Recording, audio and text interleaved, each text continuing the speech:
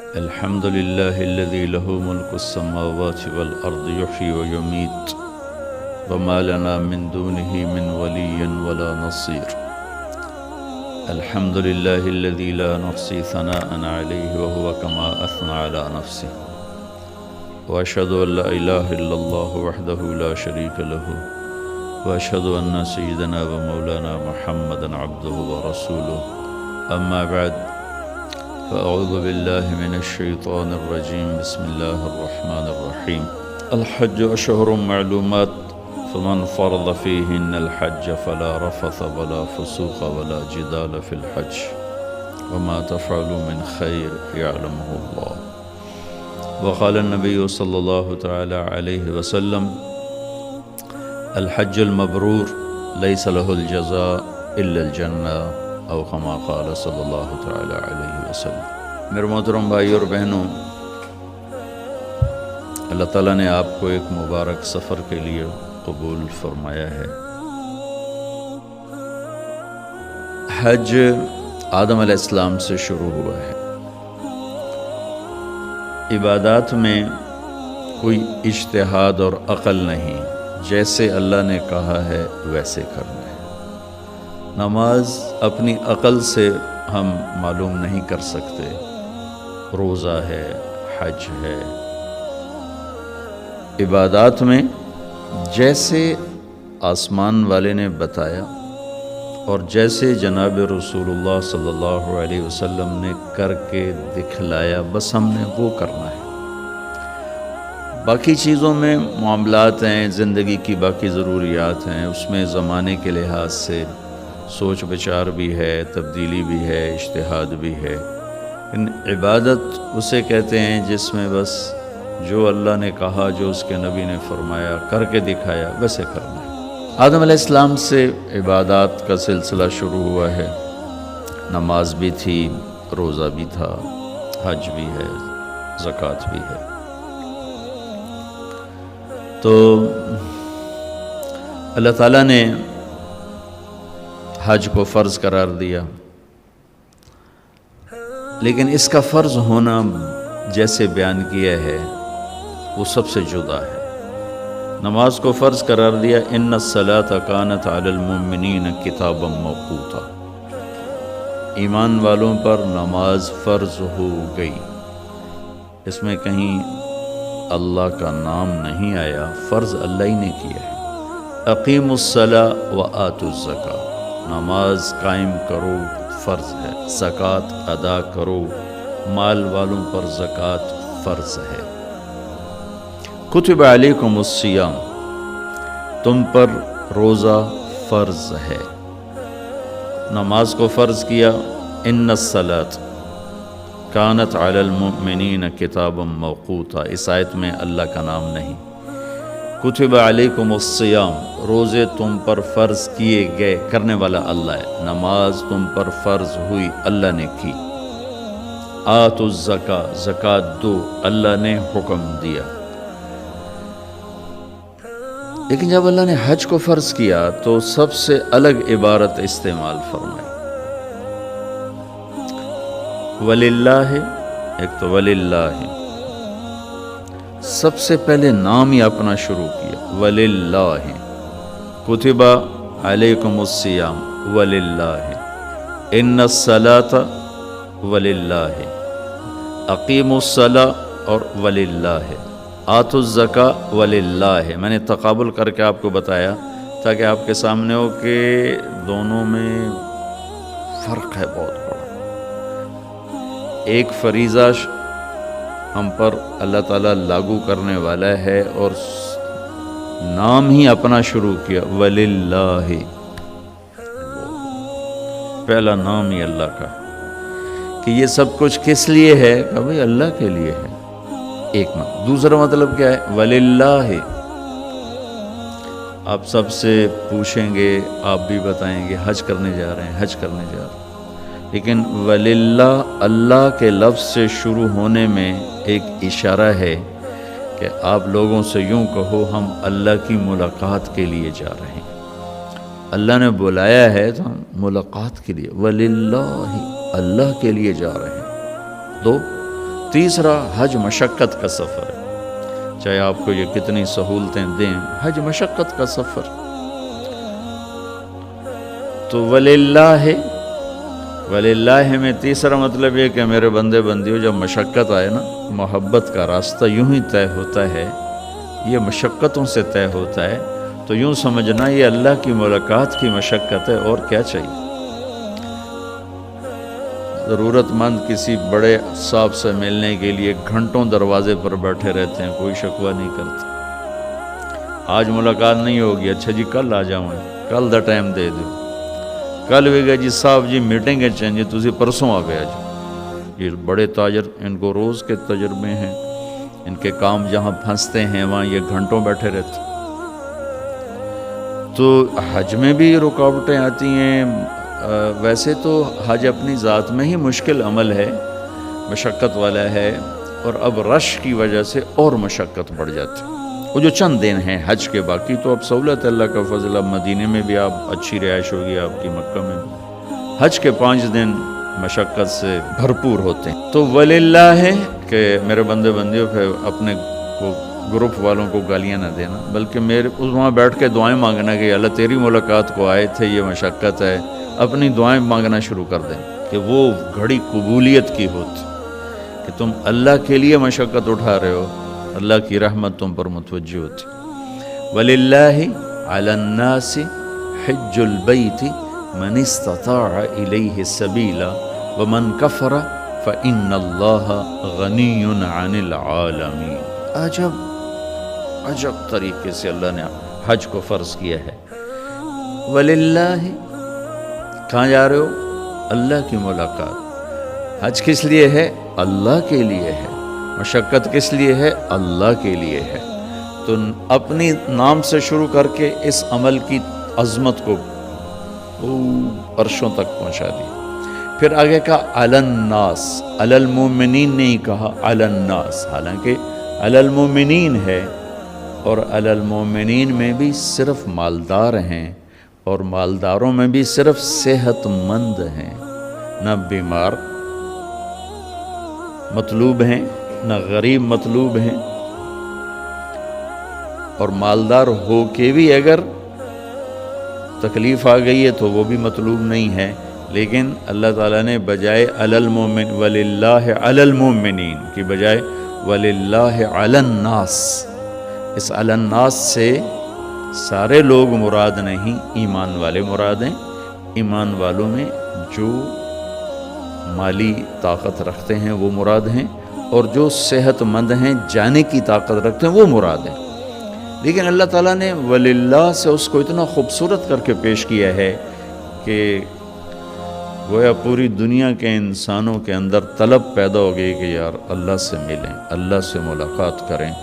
خطاب صرف ایمان والوں کے لیے، لفظ وللناس، وللہ علی الناس، ساری دنیا کے ایمان والوں آ جاؤ، بیمار ہو، صحت مند ہو، آ جاؤ۔ اے پوری دنیا کے کافروں، تم بھی کلمہ پڑھ لو، آ جاؤ، اپنے رب کی ملاقات کرو۔ اتنا خوبصورت کر کے اس کو پیش کیا۔ حج البیت، یہ میرے گھر کا حج کرنا، حج ارادے کو کہتے ہیں۔ اللہ کے گھر جانے کا نام حجہ کا لفظ ہے ارادہ کرنا، ارادہ کرنا، لفظ کا مطلب ارادہ کرنا۔ پھر اس لفظ کو خاص کر دیا اللہ کے گھر جانے کا ارادہ کرنا، تو اس کو حج کر دیا۔ تو یہ اتنی خوبصورت چیز ہے کہ اللہ نے پوری ایک تو آیت کو بہت خوبصورت طریقے سے شروع کیا، پھر پوری دنیا کو مخاطب کیا کہ آ جاؤ ایمان والے، آ جاؤ، مرد عورت بوڑھے جوان بھی آ جاؤ، غیر مسلم کلمہ پڑھ کے آ جاؤ۔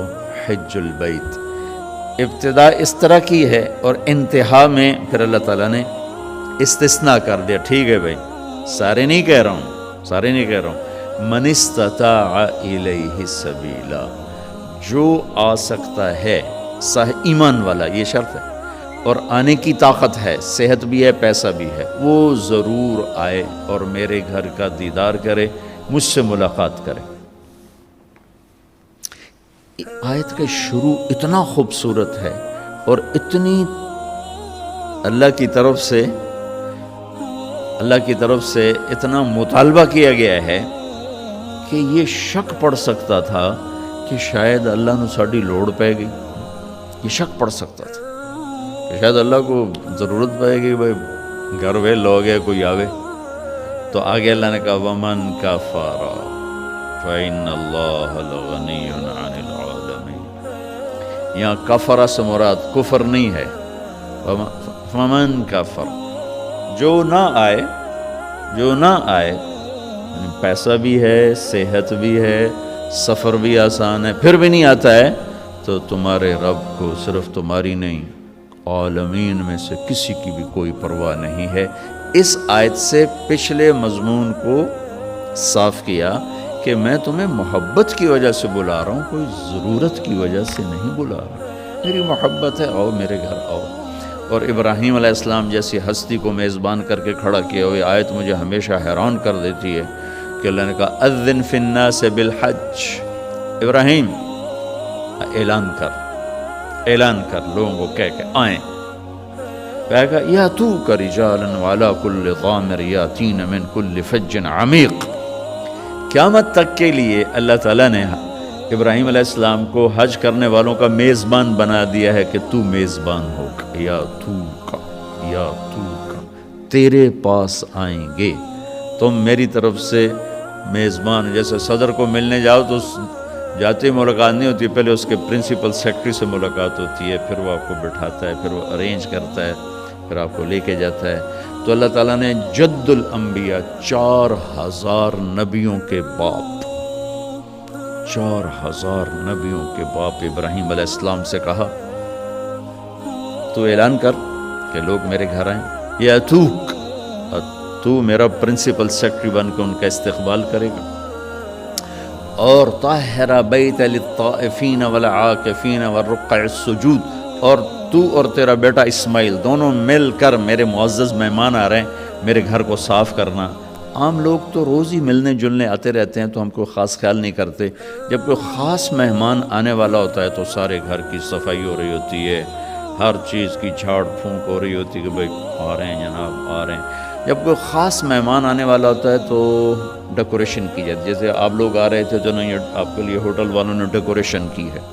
تو میرا اللہ کہہ رہا ہے کہ ابراہیم اسماعیل میرے بڑے خاص مہمان آ رہے ہیں. جو اللہ کے گھر جا رہا ہے اللہ کا خاص مہمان، میرے بڑے خاص مہمان آ رہے ہیں. تم دونوں باپ بیٹا، اسماعیل محمد مصطفیٰ صلی اللہ علیہ وسلم کے دادا، اور ابراہیم ادھر بھی دادا اور ادھر 4000 نبیوں کے دادا.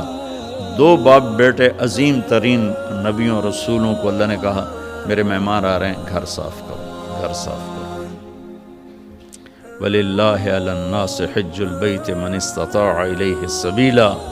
بہت خوبصورت آیت ہے حج کو فرض کرنے کے لیے، اور بہت خوبصورت آیت ہے حج کی تھکاوٹ کا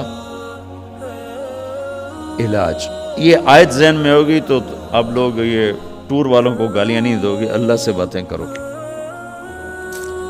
کہ جب اللہ کی نسبت پر آدمی تھکتا ہے تو محبت بڑھتی ہے، دعا کی طاقت بڑھتی ہے، اور اللہ کی معرفت بڑھتی ہے، اور اللہ کی طرف سے محبت پیدا ہوتی ہے. ویسے بھی حج اپنی اصل میں اللہ کی ملاقات کا نام ہے. یہ تھوڑی سی ترتیب ہے. لا الہ الا اللہ محمد الرسول اللہ، اس کو کلمہ معرفت کہتے ہیں. پہچان کہ میری سخیرہ صاحب کی ملاقات ہوئی، پہچان ہو گئی. پہچان سے ایک مناسبت پیدا ہوتی. یہ پہچان آگے تعلق میں تبدیل ہو، اس کے لیے دوسرا عمل ہے نماز. کہ نماز صلۃ بین العبد و رب، نماز بندے اور رب کے درمیان جوڑ پیدا کرتی ہے اور اس تعارف کو تعلق میں تبدیل کر دیتی. تعلق سے اگلا درجہ ہے محبت. تو مال کا خرچ کرنا، جہاں مال لگتا ہے وہاں محبت پیدا ہو جاتی. ایک صحابی نے عرض کی یا رسول اللہ موت سے ڈر لگتا ہے. کہ پیسے ہیں؟ کہ جی ہیں. کہ خرچ کر دے کہ جہاں آدمی مال لگاتا ہے وہاں دل بھی لگ جاتا، وہاں دل بھی لگ جاتا. تو زکوٰۃ کیا کرتی ہے؟ وہ اس نماز والے تعلق کو محبت میں بدلتی ہے. محبت سے اگلا درجہ عشق. محبت تقسیم ہو جاتی ہے، عشق تقسیم نہیں ہوتا. محبت بچے سے بھی ہے، بیوی سے بھی ہے، ماں سے بھی ہے، باپ سے بھی ہے، بھائیوں سے بھی ہے، دوستوں سے بھی ہے، لیکن عشق ہوتا ہے جب ایسا کسی ایک سے تعلق کہ پھر سب سے کاٹ کے رکھ دے، اس کو عشق کہتے ہیں۔ یہ جو آکاس بیل نہیں ہوتی، وہ پیلی سی بیل جو درختوں پہ چڑھ جاتی، اس کو عربی میں عشقہ کہتے ہیں۔ عشقہ، عشقہ عشق سے، عشقہ کا کیا مطلب ہے کہ درخت اس پہ عاشق ہوتا ہے اور ہر شے اسی کو کھلاتا رہتا ہے، کھلاتے کھلاتے کھلاتے، خود ہرا بھرا تھا لیکن سوکھ کے ایندھن بن جاتا ہے، پر اپنی عشق سے باز نہیں آتا، جان کی بازی ہار جاتا ہے، عشق سے باز نہیں آتا، اس لیے اس بیل کو عربی میں عشقہ کہتے ہیں۔ تو مقام عشق ہوتا ہے کہ جب آدمی ایک چیز میں فنا ہو جائے تو روزہ، بھوک اور پیاس اس محبت کو عشق میں بدلتا ہے۔ پھر عشق وصال کے بغیر اس کی آگ ٹھنڈی نہیں ہوتی، دیدار اور وصال کے بغیر آتش عشق سرد نہیں ہوتی۔ تو پھر اس کے ساتھ حج کو جوڑا گیا کہ اب عاشق بن کے آؤ اور اپنے رب کے دیدار کو آؤ، لہٰذا عاشق بن کے آنا ہے تو پھر عاشقانہ لباس پہن کر آؤ، اور پگڑی اتارو، ٹوپی اتارو، کرتا اتارو، بڑے قیمتی کپڑے اتارو، اب صرف 2 چادریں پہن کے آؤ اور دیوانہ بن کے آؤ۔ عاشق ہوتے ہی دیوانے ہیں، تو دیوانہ بن کے آؤ، جیسے دیوانے آتے ہیں ایسے تم بھی دیوانے بن کر آؤ، عقل مند بن کر نہ آؤ بلکہ مجنوں بن کر آؤ۔ ساری مسجدوں میں کہا آہستہ بات کرو، اللہ سے زور سے مت بولو، ادعوا ربکم تضرعا وخفیہ، آہستہ آہستہ اللہ سے باتیں کرو، لیکن جب اللہ کے گھر کے قریب پہنچو تو چیخو لبیک اللہم لبیک، چیخ پکار کے، الحج والفج، میرے نبی نے فرمایا بہترین حج کیا ہے؟ زور سے لبیک کہنا اور خون بہانا، قربانی کرنا۔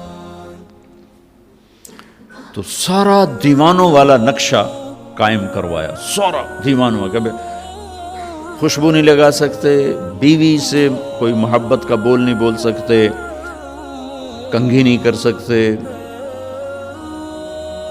نہاتے ہوئے صابن نہیں لگا سکتے، ناخن نہیں کاٹ سکتے، سر کے بال نہیں کاٹ سکتے، سر میں جوئیں پڑ جائیں جوئیں نہیں مار سکتے۔ ہمیں تو اب مسئلہ نہیں ہے نا کہ ہم تو 4 گھنٹے میں پہنچ جاتے ہیں، وہ جو احرام باندھ کے چلتے تھے 2 ہفتے میں پہنچتے تھے، تو ان کے سر میں ان کے لمبے لمبے بال رکھے جاتے تھے، اس زمانے میں جوئیں پڑ جاتی ہیں، کہ جوؤں کو نہیں مار سکتے، کھٹمل چڑھ جائے نہیں مار سکتے، کس لیے کہ بس دیوانے بن کرو اور چیختے چلاتے ہوئے لبیک اللہم لبیک۔ لبیک کا مطلب یہ ہے کہ یا اللہ ساری زندگی بغاوت کی، آج صلح کرنے آیا ہوں، یہ ہے لبیک کا مطلب، کہ پہلے اپنی مان کے چلتا تھا، اب تیری ماننے آیا ہوں، ساری زندگی اپنے نفس کی غلامی کی، شیطان کی غلامی کی، لبیک اللہم لبیک، میں حاضر ہو گیا ہوں، اب تیری میری صلح ہے، میرے پچھلے معاف کرتے۔ اس لیے میرے نبی نے کہا کہ آدمی جب حج کرتا ہے تو پھر وہ یوں نکلتا ہے باہر جیسے ماں کے پیٹ سے آج نکلا۔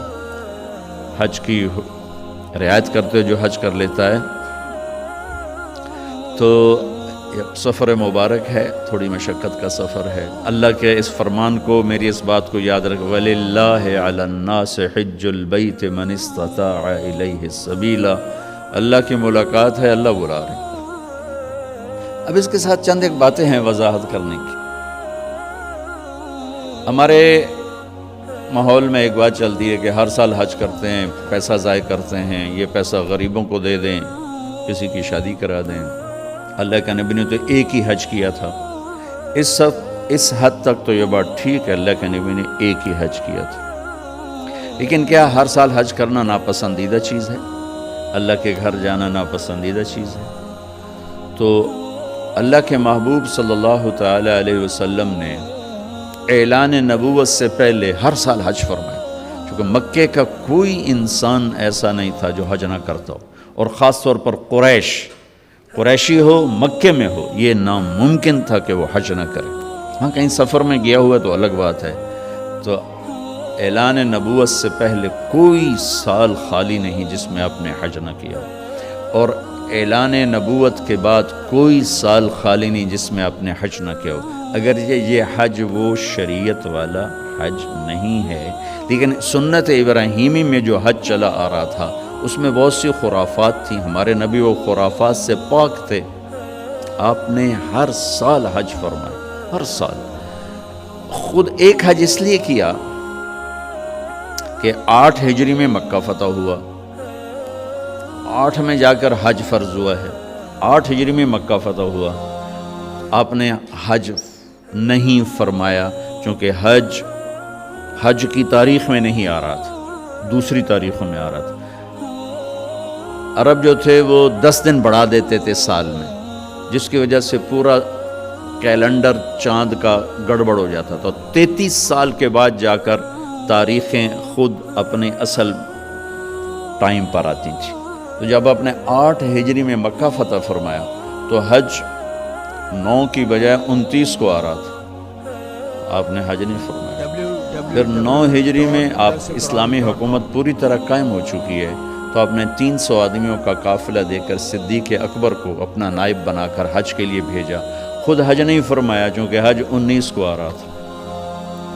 اور میں قربان جاؤں اپنے نبی پر کہ کس طرح آپ نے تدریجاً اس چیز کو موڑا. عبادت تک پہ صبر فرمایا. عبادت میں بھی جلد بازی نہیں، جو فرض ہے. تدریج اور تربیت، اس کے بغیر جو بھی قدم اٹھایا جائے گا چاہے دنیا کا چاہے دین کا، وہ ناکام ہو جائے گا. تدریج اور تربیت، ان دو کے بغیر کوئی بھی قدم دین کا اٹھائیں یا دنیا کا اٹھائیں ناکام ہو جائے گا. طاقت ہاتھ میں آ چکی تھی، مکہ فتح ہو چکا ہے، عرب مسلمان ہو چکا ہے. اگر آپ نافذ کر دیتے کہ بس یہ حج غلط ہے، شریعت قائم ہو چکی ہے، حج اپنی اصل تاریخ میں ہوگا، نہیں کیا کہ شاید کہیں عرب بپھر نہ جائیں. شاید کا سوال تھا. 2 سال حج غلط تاریخوں میں ہوا، خاموش. تیسرے سال حج آٹومیٹیکلی 9 تاریخ کو آ رہا تھا. غلط تاریخیں صحیح ہوتے 10 ہجری میں حج اپنی اصل جگہ پر آ گیا تو آپ نے حج کا اعلان فرمایا. اور اس کے بعد آپ نے خطبے میں اعلان کر دیا کہ اب جو 10 دن بڑھائے جاتے تھے وہ ختم ہے. انما النسیء زیادۃ فی الکفر. تو آپ کو موقع ہی ایک ملا حج کرنے کا. ابوبکر صدیق رضی اللہ تعالیٰ عنہ پہلا سال جنگوں میں گزرا، اگلا سال حج کے لیے قافلہ لے کر گئے. عمر رضی اللہ عنہ کا زمانہ امن کا زمانہ تھا، 10 سال خلیفہ رہے، 10 سال حج کیا، کوئی ناغہ نہیں کی. عثمان رضی اللہ تعالیٰ عنہ کہ پہلے 11 برس امن تھا، 11 سال آپ خود حج کا قافلہ لے کر گئے. 12ویں سال آپ شہید ہوئے، اس میں آپ کو روک دیا گیا، نہیں کیا. علی رضی اللہ تعالیٰ عنہ خلیفہ بننے سے پہلے بہت کثرت سے حج فرمائے، کتنے کیے کسی کتاب میں گزرا نہیں. خلافت آئی تو جنگوں کا زمانہ آ گیا اور آپ کی زندگی انتہائی دکھ درد بھری داستان ہے.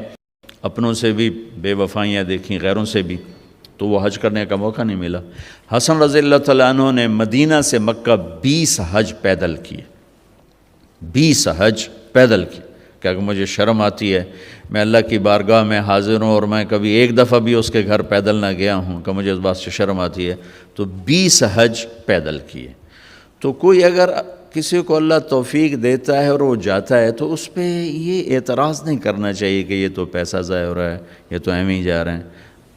صدر پاکستان آپ کو ہر مہینے بلائے، جاؤ گے کہ نہیں جاؤ؟ نال فوٹو چھکا کے ہوگا کہ میرا ہاتھ لگا ہوا ہے صدر صاحب دے نال، اس اپنے ڈرائنگ روم میں سجاؤ گے. اگر اللہ تعالیٰ کسی کو ہر سال بلاتا ہے تو اس کے لیے سعادت کی بات ہے، اعتراض کی چیز نہیں ہے کہ یہ اس سے یہ کر دو، اس سے وہ کرو. حج پہ خرچ کتنا آتا؟ 2-4 لاکھ، 5 لاکھ، 6 لاکھ، اس سے کتنے کو منصوبے قائم ہو سکتے ہیں. اور پھر جو یہاں خرچ کر رہا ہے وہ اللہ کے فضل سے یقیناً اور جگہ بھی خرچ کرتا ہوگا. یہ نہیں کہ کسی اور جگہ خرچ نہیں کرتا، وہ اس نے کوئی اشتہار تو نہیں دینا کہ دیکھو بھائی میں یہ خرچ کر رہا ہوں. تو یہ ہمارے ملک میں تھوڑا سا اس بارے میں بعض حلقوں میں ایک نادانی پائی جاتی ہے کہ حج جیسے عظیم عمل کو اللہ کے نبی نے کوئی نہیں کیا، یہ جانا ایسے پیسہ ضائع کرنا ہے. ایسا نہیں کہنا چاہیے. اللہ جتنی دفعہ لے عمرے پہ، تابعو بین الحج والعمرہ، ایک حدیث بھی یاد آ گئی، آپ نے فرمایا حج اور عمرہ آگے پیچھے کرو، حج اور عمرہ آگے پیچھے کرو، کیا ہوگا جی؟ ینفیان الفقر والنفاق، یہ دو چیزیں تم سے دور کر دیں گے، ایک تمہاری منافقت ختم کر دیں گے، ایک تمہارے فقر کو ختم کر دیں گے، تمہارے نفاق کو ختم کر دیں گے۔ لیکن نبی نے فرمایا کہ جس کو اللہ نے رزق دیا، کشادگی دی، اور 5 سال تک وہ اللہ کے گھر نہ گیا، تو اس نے اللہ تعالیٰ سے بے وفائی کی۔ اسباب بھی ہیں، طاقت بھی ہے، جا بھی سکتا ہے، پھر نہیں جا رہا ہے، تو اس نے اللہ تعالیٰ کے ساتھ بے وفائی کی ہے۔ تو یہ اللہ کی توفیق ہے، جس کو اللہ بلائے تو اسے ضرور جانا چاہیے، اور پھر اپنے غریبوں پر بھی خرچ کرے، ناداروں پر بھی خرچ کرے، سب پر خرچ کرے، لیکن اس کو اس کے ساتھ جوڑ بٹھانا یہ بہت نادانی کی بات ہے۔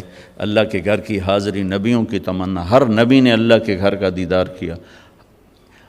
آدم علیہ السلام نے سینکڑوں حج کیے بیت اللہ، ہندوستان سے چلتے تھے اور بیت اللہ تک پیدل جاتے تھے اور جا کر اپنے حج فرمائے، یہاں تک کہ وہیں ان کا انتقال ہوا، وہیں کہیں ان کی قبر ہے، حرم کی حدود کے اندر ہی کہیں قبر ہے، اماں کی بھی وہیں اور آدم علیہ السلام کی بھی وہیں قبر ہے بعض اقوال کے مطابق۔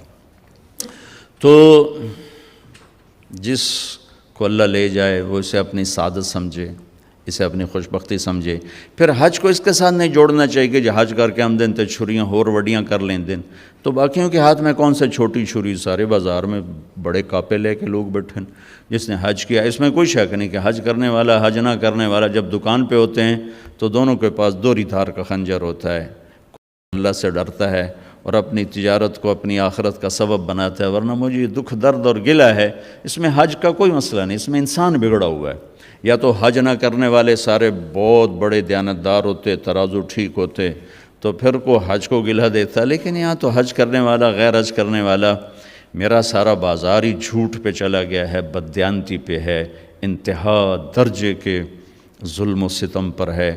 تو اس میں نماز کو دوش دینا یا حج کو دوش دینا، دیکھو جی نماز پڑھ کے یہ کر رہے ہیں، داڑھی رکھ کے یہ کر رہے ہیں، حج کر کے یہ کر رہے ہیں، تو اگر کوئی آدمی حج نہیں کیا ہوا تو اس کے لیے بھی تو بددیانتی اجازت تو نہیں۔ کوئی شیو کراتا ہے تو اس کے لیے جھوٹ بولنا جائز تو نہیں ہوگا۔ ایک میرے دوست نے شیو کرا دی، میں نے کہا شیو کیوں کرائی؟ کہا جی سارا دن جھوٹ بولنا پڑتا تھا۔ تو میں نے کہا اب تو 2 گناہ ہو گئے، پہلے 1 کرتے تھے اب 2 ہو گئے۔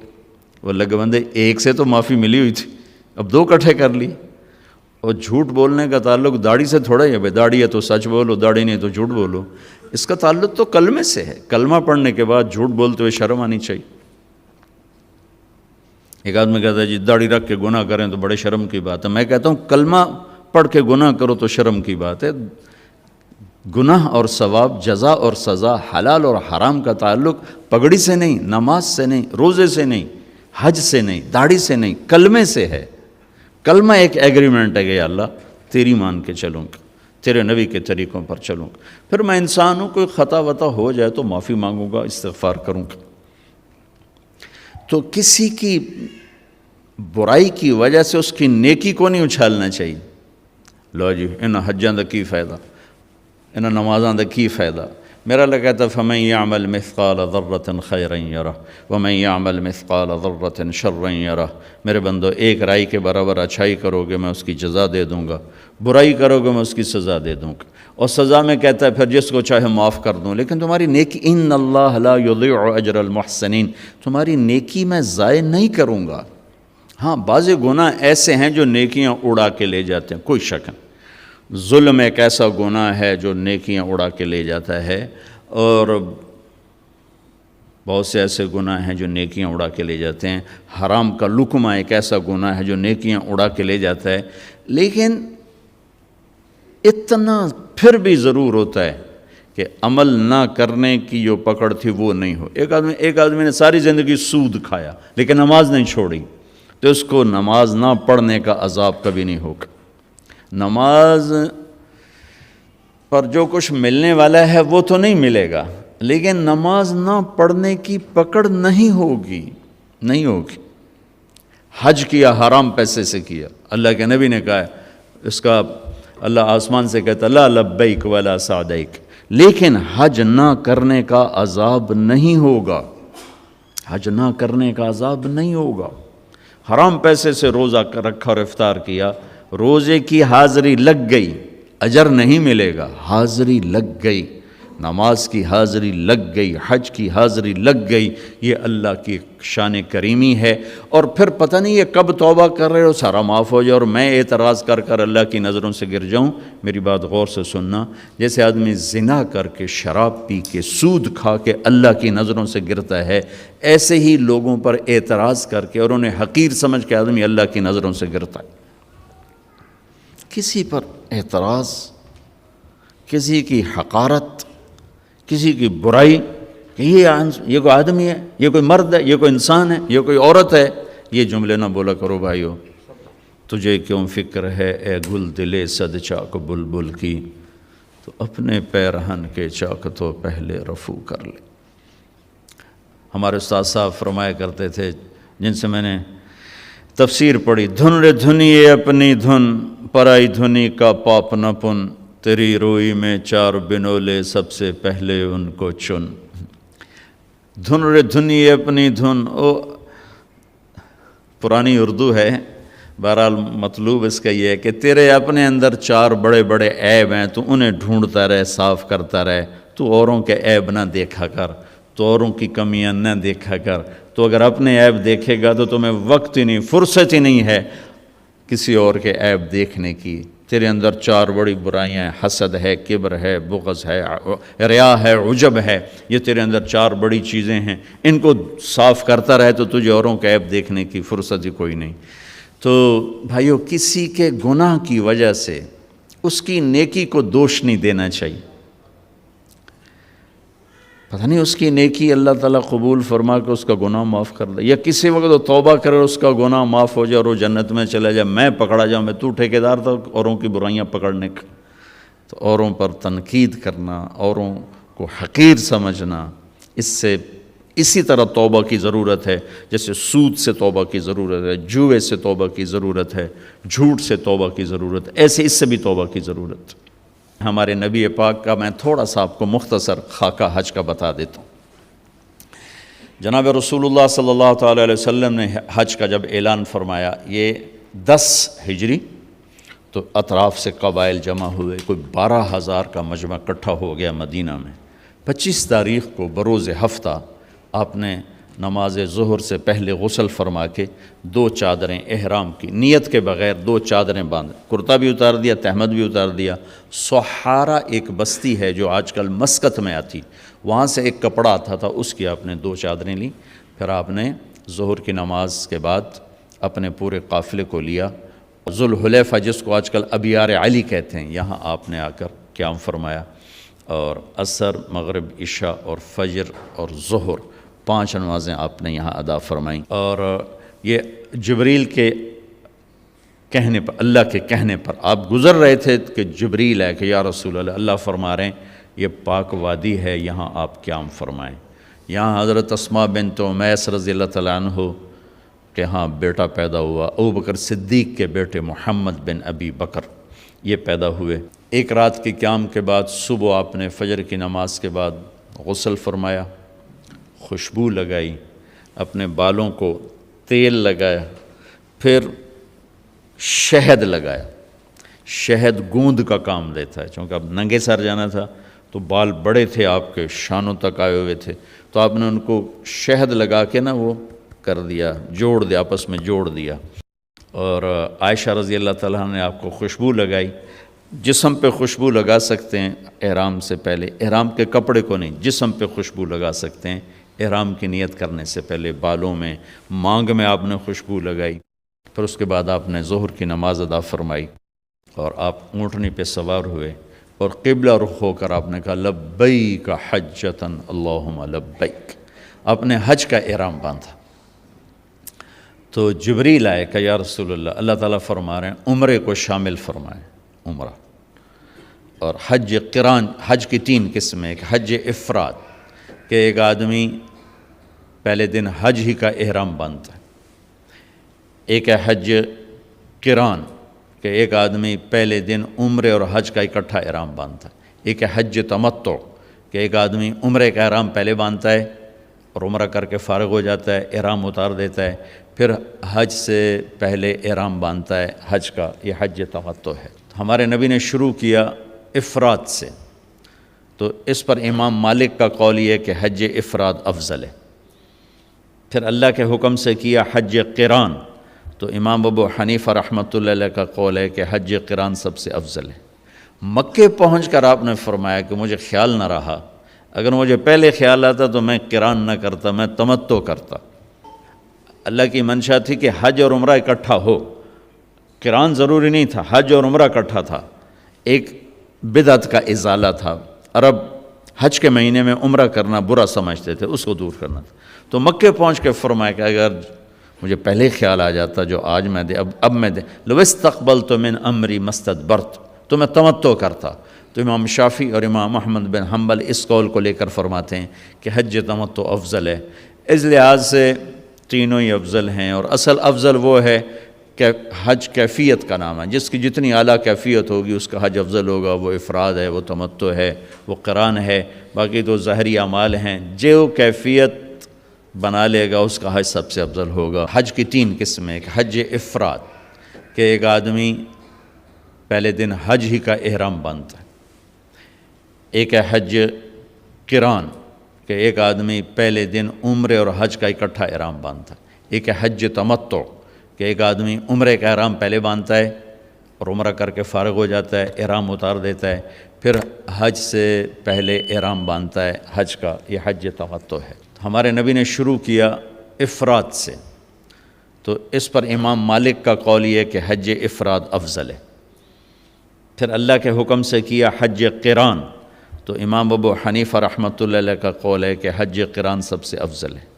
مکے پہنچ کر آپ نے فرمایا کہ مجھے خیال نہ رہا، اگر مجھے پہلے خیال آتا تو میں قران نہ کرتا، میں تمتع کرتا۔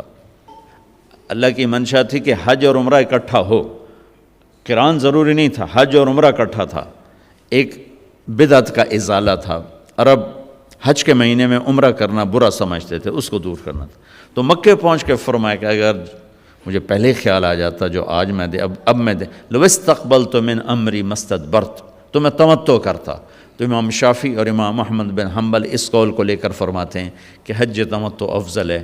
اس لحاظ سے تینوں ہی افضل ہیں، اور اصل افضل وہ ہے کہ حج کیفیت کا نام ہے، جس کی جتنی اعلیٰ کیفیت ہوگی اس کا حج افضل ہوگا۔ وہ افراد ہے، وہ تمتع ہے، وہ قران ہے، باقی تو ظاہری اعمال ہیں۔ جو کیفیت بنا لے گا اس کا حج سب سے افضل ہوگا، چاہے وہ افراد ہو چاہے وہ قران ہو۔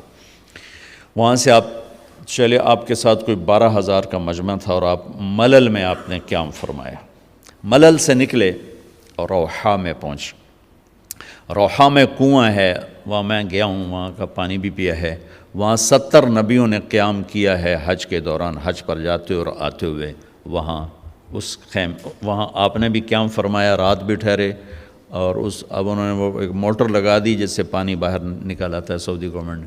روحا سے چل کر آپ عطایا پہنچے، عطایا سے عرج پہنچے، عرج سے ابوا پہنچے۔ ابوا پہنچے تو سامنے بستی تھی جہاں آپ کے سارے انتظام کیے گئے تھے رہائش کے، اور یہ قافلہ 12,000 کا اب 60-70,000 کا ہو چکا تھا۔ تو ابوا میں آپ کی والدہ کی قبر ہے، حضرت آمنہ رضی اللہ تعالیٰ عنہ کی قبر مبارک ہے۔ تو آپ سڑک سے یوں ہٹ گئے، اندر پہاڑوں میں چلے گئے۔ تو اکثر مجمع تو نیا تھا، انہیں نہیں سمجھ میں آیا کہ اللہ کے نبی اندر کہاں جا رہے ہیں۔ چند ایک کو پتہ تھا کہ آپ کہاں جا رہے ہیں، تو آپ چلتے چلتے چلتے چلتے چلتے ایک جگہ اپنے اونٹنی کو بٹھایا۔ کوئی وہ 70-80 فٹ اونچا پہاڑ ہے۔ سن 2000 میں اللہ نے مجھے بھی موقع دیا، میں نے قبر کی زیارت کی۔ تو وہاں سے آپ اوپر چڑھے، یہ اپریل کا مہینہ تھا، اور ماں کی قبر کے سرانے تشریف لائے، اور یوں آپ نے گھٹنے اٹھائے اور ہاتھ یہاں رکھے اور سر یہاں دیا۔ یہ پوزیشن بنائی جیسے چھوٹے بچے بناتے، اور پھر جوں سرہانے بیٹھ کے رونا شروع کیا۔ گھنٹوں گزر گئے، اٹھنے کا نام نہیں لیا۔ صدمہ تو چند دنوں بعد بھول جاتا۔ میں اب اپنی ماں کے یاد میں رونا بھی چاہوں تو رونا نہیں آتا، اپنے باپ کی یاد میں رونا بھی چاہوں تو رونا نہیں آتا۔ اور میرے نبی کو 57 برس گزر چکے تھے ماں کے گئے ہوئے، 6 برس کی عمر تھی جب آپ یہاں سے گزر رہے تھے۔ والد کی وفات کے بعد حضرت آمنہ گئی نہیں تھی مدینہ، تو ہمارے نبی 6 برس کے ہوئے تو انہوں نے حضرت عبد المطلب سے اجازت لی کہ میں خامد کی قبر پہ جانا چاہتا ہوں، تو انہیں اجازت دے دی۔ تو یہ ماں بیٹا اور ایک خادمہ ام ایمن، یہ 3 افراد کا قافلہ مدینے پہنچا۔ 1 مہینہ آپ نے وہاں قیام کیا، وادی عقیق میں، وہیں آپ نے 6 برس کی عمر میں تیرنا بھی سیکھا۔ وہاں سے یہ واپس آ رہے ہیں، ابوا کے قریب پہنچے ہیں۔ ابوا بستی وہاں سے 10 میل دور ہے میرے خیال کے مطابق، جو میں نے کیلکولیٹ کیا۔ تو وہاں اچانک موت کا وار ہوا ہے، جس سے مجھے لگتا ہے جیسے ہارٹ اٹیک ہوا ہوگا، ہارٹ اٹیک ہوا، اچانک موت کا وار ہوا۔ اور وہ جیسے اللہ نے کروڑوں اربوں سال پہلی وہ جگہ طے کر رکھی تھی، وہ اوپر پہاڑ، ایسے سارے پہاڑ تو یوں ہیں، لیکن وہ پہاڑ اوپر جا کے ایسے فلیٹ ہیں، جیسے چوکور ایک فرش بنا ہوا تھا۔ وہاں یہ دردناک کہانی کا اینڈ ہوا ہے، اور حضرت آمنہ 25 برس کی عمر تھی، وہ بولا نہیں جا رہا تھا اور بار بار ایسے پہلو بدل رہی تھی۔ اس سے مجھے اندازہ ہوتا ہے کہ شاید ہارٹ اٹیک ہوا ہوگا۔ آخری لفظ بولا کہ کل حی میت و کل جدید بال وقد ولدت طہرا۔ وہ جنگل میں 6 سال کے بچے کو چھوڑتے ہوئے مرنا، اور 6 سال کے بچے کا جنگل میں ماں کو مرتے دیکھنا، اس خوبصورت ہوٹل میں آپ کیسے جان سکتے ہیں وہ اس جگہ کا درد جو میں نے اپنی آنکھوں سے دیکھا۔ اور میں ہزاروں دفعہ یہ قصہ سنا چکا ہوں، ہر دفعہ میرا آنسو بے قابو ہو جاتا ہے کہ میں وہاں پہنچ جاتا ہوں۔ زندگی سوری سفروں میں گزر گئی، ایسا سفر زندگی میں کبھی نہیں کیا، نہ وہ کیفیت نصیب ہوئی۔ بیت اللہ کے اندر 2 دفعہ گیا ہوں، لیکن جو کیفیت حضرت آمنہ کی قبر پر تھی، اور جو اس وقت، چونکہ میں نے تھوڑی تاریخ پڑھی تھی، تو میں وہ ان دھندلکوں میں اللہ کے نبی کا تڑپنا دیکھ رہا تھا، کیسے آپ ماں ماں کہہ رہے تھے، اور پھر چاروں طرف ایسے کالے پہاڑ ہیں، خوف آتا۔ 1400 سال پہلے وہاں کیا ہوگا، میں تو سن 2000 میں گیا تھا تو خوف آتا تھا، کسی گائیڈ کے بغیر آپ جا بھی نہیں سکتے۔ اوہو بیٹا، ہر زندہ نے مرنا ہے اور ہر جوانی نے ڈھلنا ہے۔ مجھے لگتا ہے تیری ماں کا وقت آ چکا ہے، اور میں نے ایک بچہ جنا ہے جو ایک دن سارے عالم کو روشن کرے گا، سارے عالم کو پاک کرے گا۔ جیسے ماتھے کو پڑھ لیا ہو کہ کیا یہ بچہ آگے کیا ہے، کیا ہونے والا ہے، اور جاننے کے لیے شاید پتھر جوڑ کے دفن کر دیا، یا کوئی گزرے ہوں گے ان سے مدد لی ہوگی۔ یہ عقدہ آج تک حل نہیں ہوا کہ کس نے وہاں مدد کی ان کو وہاں دفن کرنے میں۔ کوئی راہ گورا گزرے یا کیا ہوا اللہ ہی جانے، کوئی کتاب سے کوئی مدد نہیں ملی۔ نیچے اترے تو آپ ہمارے نبی نے پھر دوڑ لگائی اور اوپر چڑھ گئے۔ میرے نبی نے کہا جب تم پہ صدمے آئیں تو میرے صدمے یاد کرنا، تمہارے اپنے غم بڑے ہلکے ہو جائیں گے۔ تو آپ پھر بھاگ کے اوپر چڑھے۔ آپ اس بچے کا تصور کرو جس نے باپ دیکھا نہیں، اور ماں ایک جنگل میں مری ہو، کوئی آسرا سہارا نہیں۔ جب ام ایمن اوپر پہنچی ہیں تو ایک دردناک منظر تھا۔ اللہ کے نبی ماں کی قبر کو چمٹ کر یوں اوپر لیٹے ہوئے تھے، قبر کو پتھروں کو ایسے ہی چمٹے ہوئے تھے۔ ام ایمن قریب آئیں تو آپ سنا، آپ کہہ رہے تھے ماں جی آپ کو تو خبر تھی آپ کے سوا میرا کوئی نہ تھا، آپ مجھے چھوڑ کے کہاں چلی گئی۔ اوہ ہو ام ایمن نے اٹھانا چاہا، انکار کر دیا۔ کھینچ کے نیچے لائیں، کھینچ کے، اور مکے تک کا راستہ یہ معصوم روتے روتے گزرا، روتے روتے۔ تو وہ 57 سال پرانا درد ابھی زخم بھرا نہیں، آپ اس پوزیشن میں بیٹھے اور اتنا روئے کہ سارا رواں آپ کا آنکھ بن کے رو رہا تھا، اور ساری داڑھی آپ کی آنسوں سے تر ہو گئی، اور آپ نے آگے جانے سے انکار کر دیا کہ میں آج رات اپنی ماں کے پاس ٹھہروں گا۔ اللہ اکبر، آگے نہیں گئے، وہیں رات گزاری۔ حالانکہ وہاں تو میں دیکھ کر آیا، وہاں تو 10 آدمیوں کی جگہ نہیں، وہاں 60-70 ہزار آدمی ساتھ، سونے کی تو جگہ ہی کوئی نہیں، لیٹنے کی جگہ ہی کوئی نہیں، آپ نے رات وہیں گزاری۔ ایک دفعہ اس تمنا کا آپ نے یہاں نہیں، ایک اور موقع کہ اگر میری ماں زندہ ہوتی تو تم لوگ دیکھتے میں اس کی کیسی خدمت کرتا، میں عشاء کی نماز کے مصلی پر ہوتا اور میں سورۃ فاتحہ شروع کر چکا تھا، فرض نماز، اور مسجد میں باجماعت نماز، اور میں سورۃ فاتحہ پڑھ رہا ہوتا اور ادھر سے آواز آتی بیٹا محمد، تو میں نماز توڑ کے کہتا لبیک ماں جی، میں حاضر ہوں ماں جی۔ وہ رات آپ نے وہاں گزاری، کیا رات تھی۔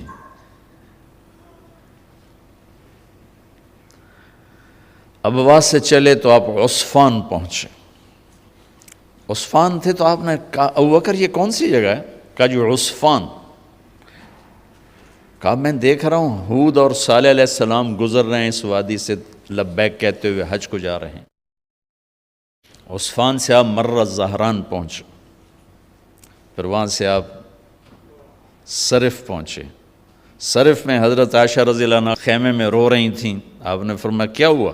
لعلک نفستی، لگتا ہے تجھے عورتوں والا عذر پیش آ گیا کیا؟ جی ہاں۔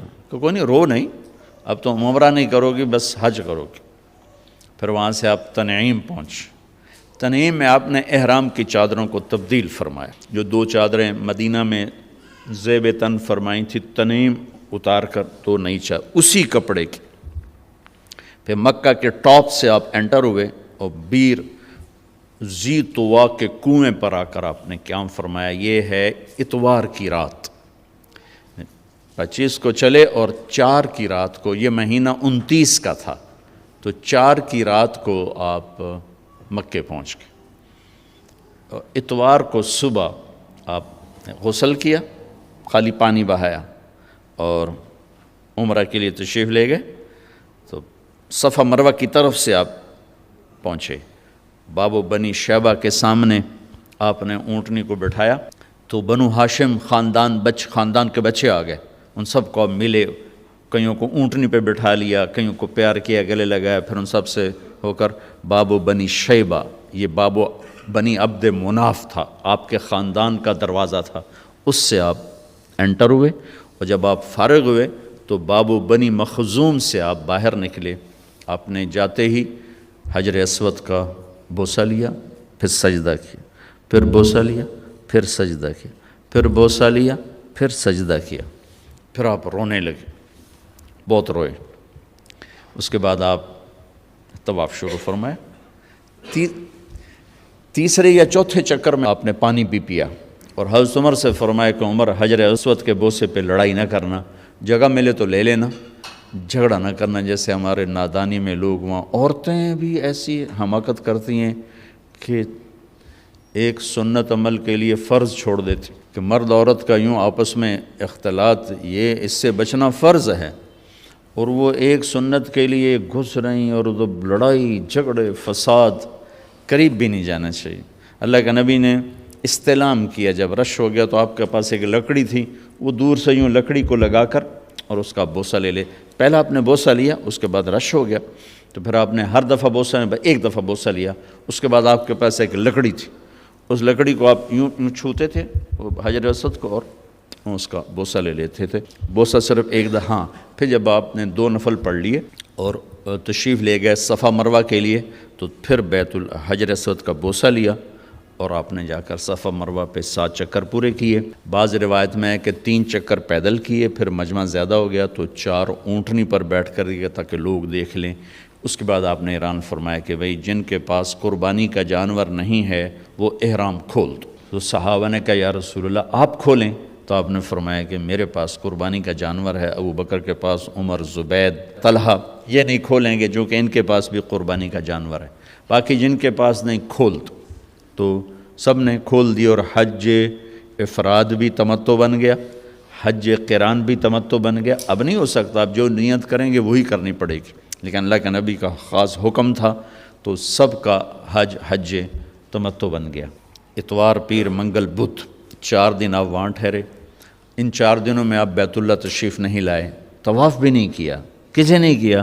کہ میرے آنے سے لوگوں کو تکلیف ہوگی، رش بڑھے گا، تو لوگوں کو تکلیف سے بچانے کے لیے نفل عبادت چھوڑنا میرے نبی کا طریقہ۔ ہم نفل پڑھنے کے لیے لوگوں کی جئی تئی پھیر کے رکھ دیتے۔ ایک کسی بزرگ سے کسی نے پوچھا کبھی آپ کی تہجد قضا ہوئی؟ کہنے لگے زندگی میں 1 دفعہ ہوئی۔ کہ وہ کیسے ہو گئی؟ کہ میں ایک جگہ مہمان تھا تو تہجد میں اٹھا تو دروازے کے پاس ایک آدمی سویا ہوا تھا، تو دروازے تک جانے کے لیے اسے اس کے اوپر سے گزرے بغیر راستہ کوئی نہیں تھا، تو مجھے خطرہ ہوا میں اس کے اوپر سے گزرا تو اس کی آنکھ کھل جائے گی، تو میں واپس آ کے لیٹ گیا۔ بس زندگی میں 1 دفعہ میری تہجد قضا ہوئی ہے۔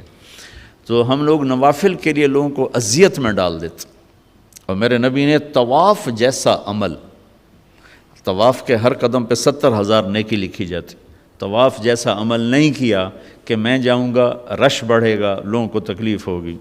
صرف بدھ کو گئے، ظہر کی نماز پڑھی اور حج کا طریقہ بتایا۔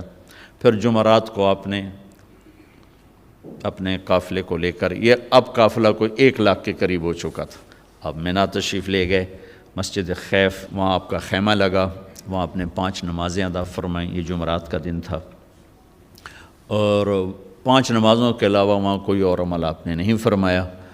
اور جمعے کی صبح پھر آپ نے فجر کے بعد ہی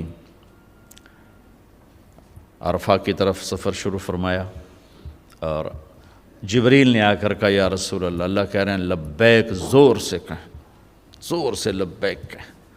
تو آپ بھی اور صحابہ بھی زور زور سے لبیک کہہ رہے تھے۔ پھر وہاں آپ کے لیے سرخ رنگ کا چمڑا، اس کا خیمہ لگایا گیا تھا، وہاں جاتے ہی آپ نے بیٹھ گئے، آرام کیا زوال تک۔ اس کے بعد آپ نے اٹھ کے غسل فرمایا، پھر بلال سے پوچھا زوال کا وقت ہو گیا؟ کہا جی ہو گیا۔ پھر آپ تشریف لائے اور آپ نے خطبہ دیا۔ اس کے جو بڑے بڑے عنوان ہیں وہ میں دہرا دیتا ہوں۔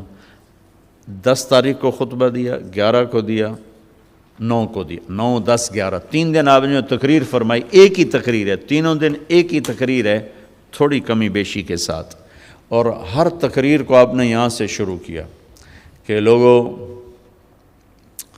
جیسے یہ بیت اللہ قابل احترام ہے، یہ دن قابل احترام ہے، یہ مہینہ قابل احترام ہے، تمہارے جان، تمہارے مال، تمہاری عزت ایک دوسرے کے لیے قابل احترام ہے۔ کسی کی جان کے دشمن نہ بننا، کسی کے مال کے دشمن نہ بننا، کسی کی عزت اور آبرو کے دشمن نہ بننا۔ حقوق العباد پر ہی یہ سارا خطبہ مشتمل ہے، عبادات کا اس میں کوئی ذکر نہیں آیا ہے۔ دوسرا ارشاد فرمایا کہ آپس کی لڑائیاں میں نے بند کر دی ہیں، اور سب سے پہلے میں اپنے خاندان کی لڑائی ختم کرتا ہوں۔ آپ کے تایا کے پوتے ربیہ بن ایاس بن حارث بن عبد المطلب کو حذیل نے قتل کیا تھا، فرمایا میں یہ خون معاف کرتا ہوں، آج کے بعد تمہاری جاہلیت کی لڑائیاں میرے پیروں تلے دفن ہوگی۔ پھر فرمایا آج کے بعد میں سود کو ختم کرتا ہوں، یہ میرے پیروں تلے دفن ہو گیا۔ کسی نے نہیں دینا، کسی نے نہیں لینا، تمہارے لیے تمہارا اصل مال ہے، سود میں نے حرام کر دیا ہے۔ اور سب سے پہلے میں اپنے چچا عباس کا سود ختم کرتا ہوں۔ عباس رضی اللہ عنہ پورا بینک تھے، پورا بینک، ان کا سود اتنا تھا جیسے آج کل کے بینکوں کا سود ہے، اتنا بڑا سود کا نظام تھا۔ یہ میں نے ایک عرب سے سنا ہے، پڑھا نہیں، سنا ہے کہ حضرت عباس نے فرمایا کہ میرے بھتیجے نے میرا سود ختم کیا ہے، میں اصل بھی ختم کرتا ہوں۔ اس پر اللہ نے ان کے خاندان کو 524 سال حکومت عطا فرمائی۔ 132 ہجری سے لے کر 656 ہجری تک حضرت عباس کی اولاد نے حکومت کی۔ یہ اس قربانی کا صلہ تھا جو انہوں نے سود کے ساتھ اصل کو بھی معاف کر دیا، کہ میں سود ختم کرتا ہوں۔ اس کے بعد آپ نے ارشاد فرمایا کہ میں عورتوں کے بارے میں تمہیں خاص طور پہ نصیحت کرتا ہوں، وصیت کرتا ہوں کہ اللہ نے ان کو کمزور بنایا ہے، ان پر زیادتی نہ کرنا، ان پر ظلم نہ کرنا، انہیں ذلیل و خوار نہ کرنا۔ ایک بول پر اپنی عزت تمہارے حوالے کر دیتی ہیں، ساری زندگی تمہارے در پہ گزار دیتی ہیں، تو ان کے ساتھ برا سلوک نہ کرنا، ان کے ساتھ بدتمیزی نہ کرنا۔ اس کو خاص طور پہ اپنے ارشاد فرمایا۔ پھر ارشاد فرمایا کہ امانت میں کبھی خیانت نہ کرنا، امانت میں کبھی خیانت نہ کرنا۔ پھر ارشاد فرمایا جو کسی کی ضمانت اٹھائے گا پھر اسے وہ ادا کرنی پڑے گی۔ سکھیرا صاحب نے میری ضمانت اٹھائی، میں وہ کام نہیں کر سکا تو اب سکھیرا صاحب کے ذمے ہو گیا، ان کو کرنا پڑے گا۔ والزعیم غارم، اور کسی سے کوئی چیز مانگ کے لو تو اسے واپس کرنا ضروری ہے، اسے واپس کرنا ضروری ہے۔ امانت میں خیانت نہ کرنا، اور اگر دنیا کو سامنے رکھ کر چلو گے تو ہمیشہ تم منتشر رہو گے، آخرت کو سامنے رکھ کر چلو گے تو ہمیشہ خوشباش رہو گے، تمہاری زندگی مطمئن رہے گی، پرسکون رہے گی۔ اپنے نوکروں پر رحم کرنا، زیادتی نہ کرنا، ظلم نہ کرنا، انہیں وہ کھلانا جو کھاتے ہو، انہیں وہ پہنانا جو پہنتے ہو۔ اپنے نوکروں کو، اس وقت تو غلام تھے، آج میں نوکر کا لفظ آج استعمال کر رہا ہوں، ان کی مار پیٹ نہ کرنا، اگر تمہارا کام صحیح نہیں کرتے تو ان کو بیچ دینا۔ بیچنے کی جگہ میں یوں کہہ دیتا ہوں کہ اگر تمہارا کام صحیح نہیں کرتے تو فارغ کر دو، لیکن گالی دینا، مارنا پیٹنا، شہروں کا تو پتہ نہیں کہ دیہاتوں میں تو ہمارے ذمہ دارہ ماحول میں کھال اتار دیتے ہیں، ذمہ دار جانوروں کا سلوک کرتے ہیں نوکروں کے ساتھ، اور ماں بہن کی گالیاں، اس قدر گالیوں کے طوفان ہیں۔ تو میرے نبی نے کہا یہ ظلم نہ کرنا۔ ایک مزدوری پوری نہیں دیتے، ایک اوپر سے گالیاں دیتے ہیں۔ میں ایک دفعہ بیٹھتا ڈیرے میں تو ایک آ گیا، میں لوہار تھا، رونے لگا۔ میں کہا کی ہو جائی؟ کہ باجی میاں صاحب غریباں دی نہ ماں ہوندی ہے، نہ بہن ہوندی، نہ دھی ہوندی ہے، صرف ذمہ داراں دی ہوندی ہے، ساڈی تے نہ ماں ہے، نہ بہن ہے، نہ دھی ہے، جڑی گل تے مرضی سانوں بے عزت کر چھڈن، دھیاں بہناں تا ذمہ داراں دیاں ہوندیاں۔ اتنا اس نے درد سے کہا کہ میں اب بھی رو پڑا ہوں، اتنے درد سے اس نے کہا۔ تو جب اللہ کسی کو پیسہ دیتا ہے تو عام طور پر مزاج میں فرونیت آ جاتی ہے۔ بہت تھوڑے ہوتے ہیں جو اللہ سے ڈرتے ہیں اور اس کا خیال کرتے ہیں کہ یہ اللہ کی امانت ہے، اللہ جب چاہے مجھ سے واپس لے لے۔ اکثریت ایسے ہوتے ہیں کہ وہ بدتمیز ہو جاتے ہیں، ڈانٹ ڈپٹ، گالی گلوچ، مار پیٹ، بہت برا سلوک کرتے ہیں۔ گھروں میں عورتیں بھی یہی کچھ کرتی ہیں اور باہر مرد بھی یہی کچھ کرتے ہیں۔ تو میرے نبی نے جاتے ہوئے خاص طور پہ فرمایا کہ دیکھو دیکھو، بس سلوکی نہ کرنا، اچھا سلوک کرنا، اچھا سلوک کرنا، جو کھاؤ انہیں کھلاؤ، جو پہنو انہیں پہناؤ۔ پھر آپ نے فرمایا آخری جملہ، دیکھو میرے بعد ایک دوسرے کی گردنیں نہ کاٹنا اور مجھے قیامت کے دن اللہ کی بارگاہ میں رسوا نہ کرنا، میرے بعد کافر نہ ہو جانا۔ کافر ہونے کی تعبیر کیا فرمائی کہ ایک دوسرے کے خون کے پیاسے نہ ہو جانا، مجھے اللہ کی بارگاہ میں رسوا نہ کرنا۔ یہ موٹے موٹے پوائنٹس ہیں، اور بھی چیزیں ہیں وہ میں حج میں بیان کیا کرتا ہوں۔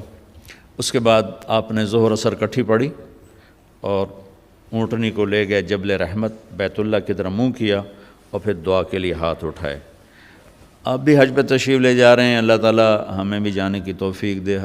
دعا مانگتے ہیں، لیکن مجھے نہیں یاد کہ کوئی دعا آدھے پونے گھنٹے سے لمبی مانگنے کی کوئی ہمت ہوئی ہو۔ میرے نبی نے جو ہاتھ اٹھائے ہیں تو یہ 6 گھنٹے کی دعا مانگی آپ نے، 5 سے 6 گھنٹے، اپریل کا مہینہ، دھوپ سر پر اور اونٹنی پر بیٹھے ہوئے، نہ پیچھے کوئی ٹیک ہے، نہ اوپر خیمہ ہے، نہ کوئی ڈرنکس آ رہے ہیں، نہ کوئی کھانے آ رہے ہیں۔ تو صحابہ آپس میں کہنے لگے روزہ ہے، آپ کھا ہی نہیں رہے، پی نہیں رہے؟ تو حضرت عباس کی بیگم ام فضل رضی اللہ تعالیٰ نے دودھ کا پیالہ بھیجا، وہ پیالہ آپ نے پانی، وہ دودھ کا تھا، وہ آپ نے پی لیا تو پتہ چلا کہ نہیں آپ کا روزہ نہیں ہے، ورنہ کچھ نہیں کھایا سارا دن۔ اسی وقوف میں ایک صحابی اونٹ سے گرے اور ان کا انتقال ہو گیا، تو آپ نے فرمایا کہ اس کو یہیں دفن کر دو اس کے احرام میں ہی، اور اس کا سر نہ ڈھانکو، سر ننگا ہی رکھو، یہ قیامت کا دن اٹھے گا تو لبیک کہتا ہوا اٹھے گا۔ وہ کون تھے؟ مجھے کسی کتاب میں ان کا نام نہیں ملا، مگر صحابہ میں کوئی تھے تو جو ان کا وہاں انتقال ہوا، اور وہ 1.25 لاکھ مقدس لوگوں نے ان کا جنازہ پڑھا، 1.25 لاکھ وہ لوگ جن سے اللہ نے کہا رضی اللہ عنہم ورضوا عنہ، میں ان سے راضی ہو گیا، ایسے لوگوں نے ان کا جنازہ پڑھا۔ پھر آپ مغرب سورج ڈوبنے کے بعد آپ نے حضرت اسامہ کو اپنے پیچھے بٹھایا اور وہاں سے نکلے، اور آپ راستے میں اپنے ایک جگہ استنجا کیا، وضو کیا، پھر آپ مزدلفہ میں آئے۔ اب 9 کو شام کو نکلنا ہے مزدلفہ کے لیے، اور وہاں آپ نے پہلے مغرب کی نماز پڑھی، پھر سامان رکھوایا، پھر عشاء پڑھی، پھر آپ نے وہاں رات قیام فرمایا، اور اس رات آپ نے تہجد نہیں پڑھی، تہجد نہیں پڑھی۔ زندگی بھر آپ، نبیوں میں تو ویسے ہی جسمانی طاقت بھی ہوتی ہے اور روحانی طاقت کی تو خیر انتہائی کوئی نہیں، لیکن آپ نے تہجد نہیں پڑھی، جان بوجھ کے نہیں پڑھی کہ مزدلفہ میں لوگ تھک کے پہنچتے ہیں، تو آپ سوئے رہے تاکہ کوئی تھکا ہوا میرا امتی سوتا بھی رہے تو اس کو میری سنت کا اجر مل جائے۔ ہمت والے پڑھیں، مبارک رات ہے، لیکن کوئی تھکا ہوا میرے جیسا اٹھنے کی ہمت نہ ہو تو اس کے لیے بھی میرا نبی کیا خوبصورت طریقہ چھوڑ کر گئے ہیں کہ آپ نے تہجد جان بوجھ کے نہیں پڑھی۔ بلکہ میں بیٹھا تھا حرم میں تو شیخ عطیہ سالم بہت بڑے عالم تھے، اللہ ان کو بخشش فرمائے، مسجد نبوی میں ان کا بہت بڑا درس، سب سے بڑا درس ان کا ہوتا تھا، تو میں جب جاتا تھا تو ان کے درس میں ضرور بیٹھتا تھا مغرب سے عشاء۔ ایک دفعہ وہ اس بات پر گفتگو فرما رہے تھے کہ آپ نے اس رات تہجد کی نماز نہیں پڑھی، وطر پڑھے کہ نہیں پڑھے، وطر، چونکہ وطر آپ نے کبھی سفر میں بھی نہیں چھوڑے تھے، وطر پڑھے کہ نہیں پڑھے، تو فرما رہے تھے دیکھو بھائی میں نے تو بہت کوشش کی، مجھے کسی کتاب میں نہیں ملا کہ آپ نے وطر پڑھے کہ نہیں پڑھے، اگر کسی کو مل جائے تو مجھے آ کے بتانا، میں اسے بہت بڑا انعام دوں گا، میں اسے بہت بڑا انعام دوں گا، کہ لگتا ہے کہ آپ نے وطر بھی نہیں پڑھے اس رات اور سو گئے، تاکہ جو بیچارے تھکے ہارے آتے ہیں، اب تو ویسی رش، اور 8 گھنٹے بعد لوگ پہنچتے ہیں، اور پھر لائنیں لگی ہوتی ہیں، استنجے خانے ہوتے ہیں، بیچارے بس ایسا ہی معاملہ ہوتا ہے۔ ایک ہمارے دوست ذمہ دار، وہ گئے مزدلفہ پہنچے تو بیٹی اور بیگم ساتھ تھی، تو ان کو بٹھا کر گئے کہ میں وضو کر کے آتا ہوں، سامنے ٹوائلٹس تھے، اور وہ کہتے میں نشانیاں لگا کے گیا، یوں نشانیاں لگا کے بھائی ایتھے بس کھلوتی، ایتھے ایتھے ایتھے اے وہ وضو دی جگہ۔ اب جب ان کو لگ گیا گھنٹے میں سارا نقشہ بدل گیا، وہاں سینکڑوں بسیں آ کے کھڑی ہو گئی، واپس آیا تھا نشانیاں ساریاں غائب، وہ ساری رات طواف ہی کرتے رہ گئے، نہ بیوی ملی نہ بیٹی ملی، ان بیچاروں کو نفل پڑھنے کہاں سے یاد آئیں گے۔ تو میں قربان جاؤں، میرے نبی اپنی امت کو کیسی سہولتیں دے کر گئے، تہجد ہی نہیں پڑھی، حالانکہ آپ کے لیے کیا مشکل تھی، ساری رات پڑھتے رہتے، سو گئے، اذان پہ اٹھے، پھر نماز کے بعد آپ نے دعا مانگی جس کو وقوف مزدلفہ کہتے ہیں، اشراق سے پہلے پھر اشراق کے بعد آپ وہاں سے نکلے اور سیدھے پہنچے بڑے شیطان کے پاس، اونٹنی سے اترے، حضرت اسامہ نے اونٹنی پکڑ لی، حضرت بلال نے اوپر ایسے چادر کر کے سایہ کر دیا تھا، 7 کنکر مارے، اس کے بعد پھر آپ نے 10 تاریخ 9 تاریخ والی تقریر 10 تاریخ کو دوبارہ اونٹنی پہ بیٹھ کے آپ نے وہ تقریر فرمائی، پھر اس کے بعد آپ اترے اور آپ نے 63 اونٹ ذبح فرمائے اپنی طرف، 63 سال عمر کے تھے، 63 اونٹ، 100 اونٹ ساتھ تھے، تو 100 میں سے 63 الگ کیے، 63 میں سے 5 سامنے کھڑے کیے، ان میں سے ایک آگے لا کر اس کو ذبح کیا، تو ساری دنیا نے عجب نظارہ دیکھا، اونٹوں میں جنگ شروع ہو گئی، ہر اونٹ آگے بڑھ کے ذبح ہونے کے لیے زور لگا رہا تھا، ہر ایک کی تمنا تھی کہ میں ذبح ہو جاؤں اللہ کے نبی کے ہاتھوں۔ جب تک آپ نے برچھا نہیں پھینکا اونٹوں میں یہ جنگ جاری رہی۔ ہم آہوان صحرا سر خود نہاد برکف بامید آن کے روزے بشکار خواہی آمد۔ نہ شود نصیب دشمن کہ شود ہلاک تیغت سر دوستاں سلامت کے تو خنجر آزمائی۔ جب آپ نے پھینک دیا برچھا تو پھر اونٹ کھڑے ہوئے سیدھے، پھر آپ نے کہا علی ایک ایک گوشت کا ٹکڑا لے لو اور دیگ پہ چڑھا دو، اور باقی سب سے کہو جو لے جانا چاہے لے جاؤ۔ اور گوشت بنانے والے جو کسائی ہیں، گوشت بنانے کی مزدوری گوشت میں سے نہ دینا، میرے پاس آنا، میں اپنی طرف سے دوں گا۔ 63 اونٹ تو یہ ہوئے، اور بیگمات کے لیے ایک گائے ذبح کروائی، الگ سے ایک گائے ذبح کروائی۔ اس کے بعد پھر آپ نے معمر بن عبداللہ رضی اللہ عنہ کو بلایا، یہ مکہ کے تھے، ان کے سامنے بیٹھے، سر کے بال منڈائے، آدھے سر کے بال منڈا کر آپ نے ساوا میں تقسیم کر دیے، اور آدھے لیفٹ سائڈ کے منڈا کر آپ نے ابو طلحہ کو انصاری کو دے دی۔ ابو طلحہ کے پاس وہ بال رہے، ان میں سے چند بال حضرت خالد بن ولید نے ان کی منت کر کے لے لیے، ان کو اپنی ٹوپی میں سی لیا تھا۔ جب کہیں میدان جنگ میں اترتے تو پہلے وہ ٹوپی سر پہ رکھتے، اوپر وہ لوہے کا خود ہوتا، اور پھر لڑائی کے لیے نکلتے تھے۔ اس کے بعد آپ نے ناخن کٹوائے اور مونچھیں کٹوائیں، اور ان کو وہیں دفن کروا دیے جہاں آپ تشریف فرما تھے۔ اب پاؤں کے بل بیٹھے ہوئے تھے۔ پھر اس کے بعد آپ نے غسل کیا، کپڑے بدلے، خوشبو لگائی، پھر کھانا پکنے کا انتظار کیا۔ جب وہ تیار ہو گیا تو آپ نے گوشت بھی کھایا، شوربہ بھی پیا، حضرت علی بھی آپ کے ساتھ کھانے میں شریک تھے۔ پھر آپ نے معاویہ رضی اللہ عنہ کو اپنی اونٹنی پہ بٹھایا۔ اس سارے سفر میں قصوا اونٹنی پر آپ سوار تھے۔ اب آپ نے اونٹنی تبدیل کی اور جدعا اونٹنی منگوائی، اس پر سوار ہوئے، مکہ تشریف لے گئے، جا کے طواف زیارت کیا۔ یہ طواف آپ نے کیا اونٹنی پر بیٹھ کر، چونکہ رش بہت تھا، اور وہ دور سے استلام فرما رہے تھے، دور سے وہ لکڑی کے ساتھ یوں کر رہے تھے۔ تو اس کے بعد پھر آپ نے 2 نفل پڑھے، اور یا ظہر کی نماز وہاں پڑھائی یا ظہر آ کے آپ نے مینا میں پڑھائی، دونوں روایت موجود ہیں۔ 11 تاریخ کو یہ سورت اتری، اذا جاء نصر اللہ والفتح، یہ سورت اتری۔ اس میں اشارہ تھا کہ میرے نبی آپ کے جانے کا وقت اب آ چکا ہے۔ تو اس خطبے میں بہت جوش تھا۔ آپ تشریف لے گئے، آپ نے کنکر مارے، اور پہلے دن 10 تاریخ کو تو ایک ہی کو مارتے ہیں، پھر 11 کو تینوں کو، پہلا پھر دوسرا پھر تیسرا۔ اور مارنے کا مسنون طریقہ یہ ہے کہ بیت اللہ لیفٹ پہ ہو اور مینا رائٹ پر ہو، یہ مسنون طریقہ ہے۔ لیکن اب چونکہ رش ہے تو جدھر سے بھی جگہ ملے وہی مسنون ہے۔ امام ابو حنیفہ رحمۃ اللہ علیہ سے شخص نے کہا جی نہر میں نہاتے ہوئے میرا منہ قبلے کی طرف ہو یا میری پیٹھ قبلے کی طرف؟ وہ کہنے لگے بھائی نہر میں نہاتے ہوئے تیرا منہ کپڑوں کی طرف ہو، کہیں کوئی چور اٹھا کے نہ لے جائے۔ تو آج کل کنکری مارتے ہوئے یہ نہ دیکھو قبلہ کدھر ہے مینا کدھر ہے، یہ دیکھو راہ کتھوں لبدا ہے، جتھوں راہ لبے اتھوں وڑ جاؤ۔ تو خیر اللہ آل سعود کو جزائے خیر دے، جو انہوں نے خدمت کر دی ہے حرم کی، پچھلے 14 صدی میں ایسی کسی نے نہیں کی۔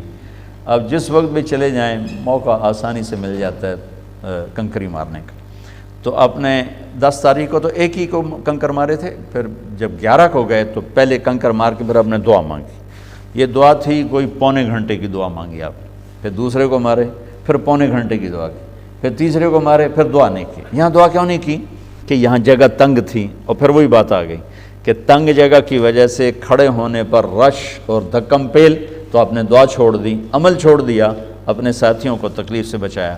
پھر اونٹنے پر سوار ہوئے، اور چونکہ یہ آیت آ چکی، یہ صورت آ چکی تھی اذا جاء نصر اللہ والفتح، تو اس میں اشارہ تھا کہ اب آپ کے جانے کا وقت قریب ہے۔ تو یہاں جو آپ نے خطبہ شروع کیا ہے اس کا ابتدا بہت دردناک ہے، اور آپ کی آواز میں اتنا جوش پیدا ہو گیا۔ پہلے جتنے آپ نے خطبے دیے اس میں آگے کھڑے ہوتے تھے بتانے والے، ترجمان اور مکبر، جیسے تکبیر کہتے ہیں نماز میں رش زیادہ ہو تو آپ کا عرفات کا خطبہ بھی مکبر کھڑا